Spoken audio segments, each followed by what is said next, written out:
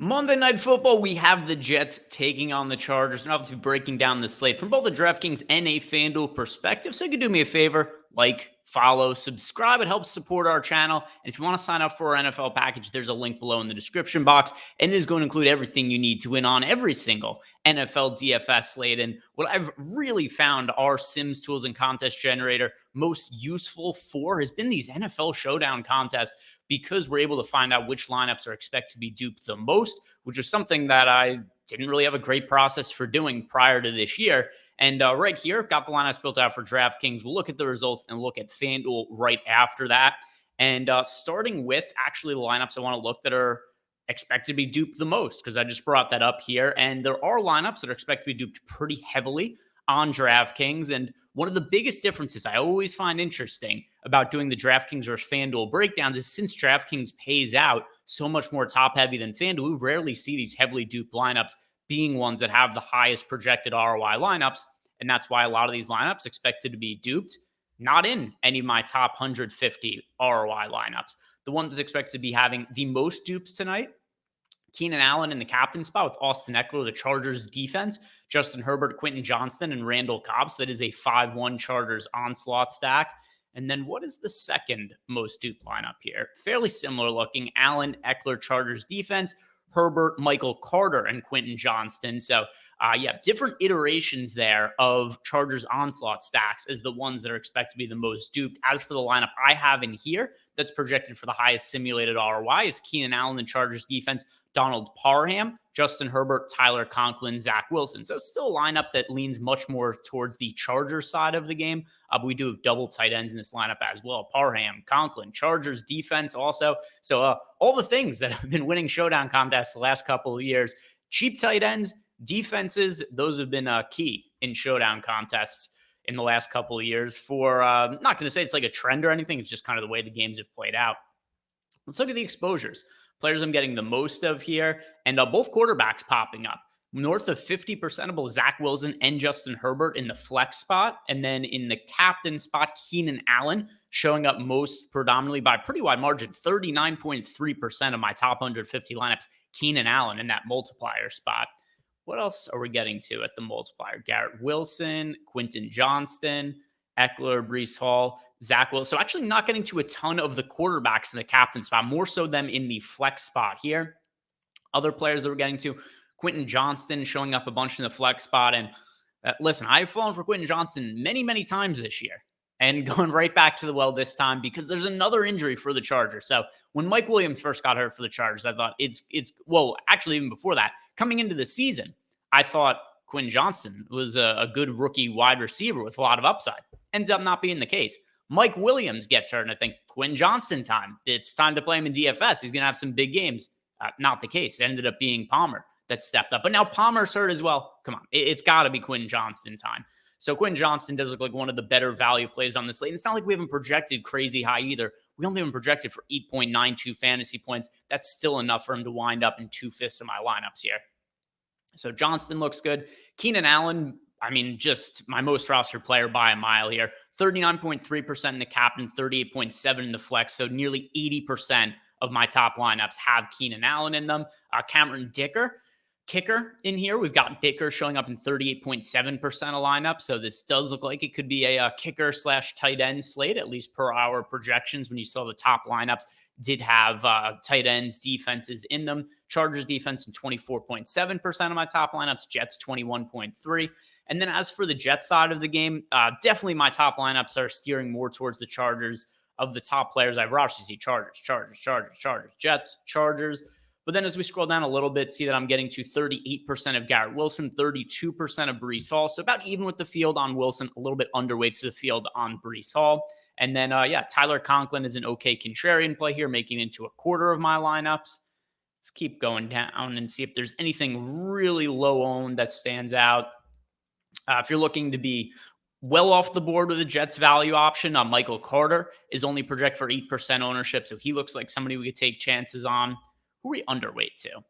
Underweight to Austin Eckler. So the Chargers exposure we're getting to much more in the passing game, right? Justin Herbert, Quentin Johnston, Keenan Allen, less so on Austin Eckler.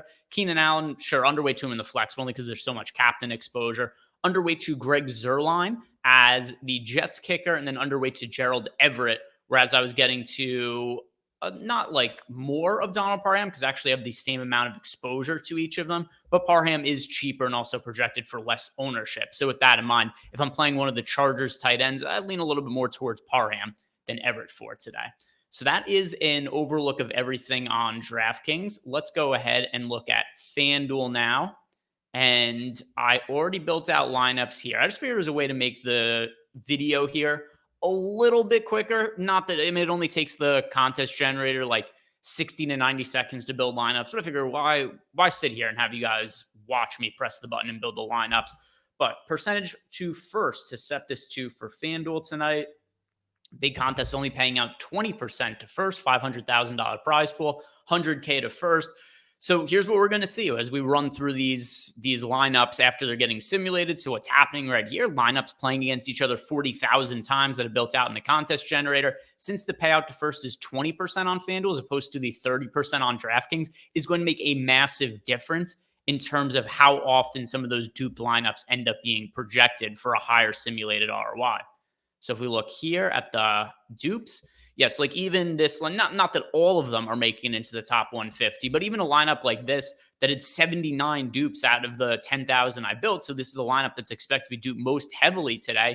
Still makes it into my top 150 lineups. Herbert, Hall, Quentin Johnston, Chargers defense, Zach Wilson. If I had this set to 30% to first, probably not a lineup that shows up in my top 150 lineups.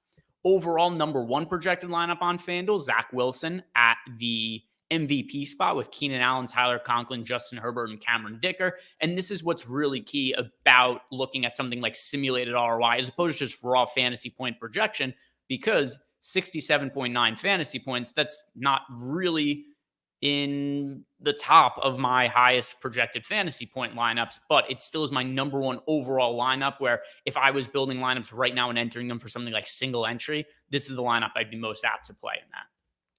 Exposures over for FanDuel, getting to a ton of Cameron Dicker, also pretty contrarian, only 12.6% owned. So this is a pretty good way to differentiate lineups on FanDuel. Half my lineups have Dicker, only project for 12.6% of that ownership. Quentin Johnston also showing up a lot on FanDuel. And Zach Wilson as the most rostered Jet that I'm getting to here. 43% of Wilson, and then 32% of Garrett Wilson, 33% of Breece Hall. So relative to the field, we are getting to more of the Jets on FanDuel than we got to them on DraftKings. MVP options, still getting the most of Keenan Allen. He was our most rostered captain by a pretty wide margin on DraftKings, and on FanDuel, 34% of them in the MVP spot, 30% of Zach Wilson, 24% of Justin Herbert. So in general, there's a couple other guys that are making into lineups here or there, but I'm not really getting to anybody in the MVP spot largely other than Keenan Allen, Zach Wilson, or Justin Herbert. So if you're only making like 10, 20 lineups or even 3, these are the only 3 guys that I would play. If you're building 3 lineups, I'd say 1 Keenan Allen MVP, 1 Herbert MVP, 1 Zach Wilson MVP. This is what we're getting to the most on FanDuel. Let's keep going down. Chargers defense and Jets defense, getting to them some on FanDuel, overweight to the field, although less exposure than we got to them on DraftKings by a hair. Still, though, they do actually look like players to be overweight to here. Only 8% expected, 13% expected ownership to the Chargers, 8% to the Jets. Had the numbers mixed up in my head there for a second. Still, very, very low owned defenses and decent ways to differentiate over on FanDuel.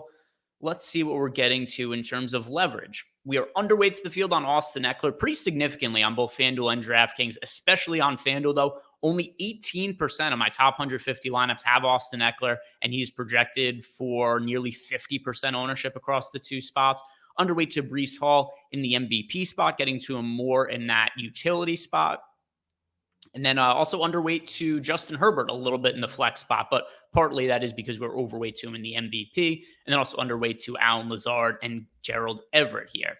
We are overweight to the field on Dicker, overweight to the field on Johnston, overweight to the field on Zach Wilson in the MVP, Justin Herbert in the MVP, and the defenses as well on FanDuel. So I hope this helps you guys build out your lineups. If you do find this content helpful, just do me that favor. Like the video, subscribe to the YouTube channel. If you want more information on NFL Showdown, check out our Live Before Lock show tonight. It's going to be from 7:15 p.m. Eastern time to 8:30. We've got the guys tonight 7:15 to until the game locks. I'm not going to leave them on to talk about one NFL game for over an hour. But check those guys out tonight if you want more information on the showdown slate. Guys, thank you very much for watching. If you want to sign up, use the link below in the description box. Good luck tonight.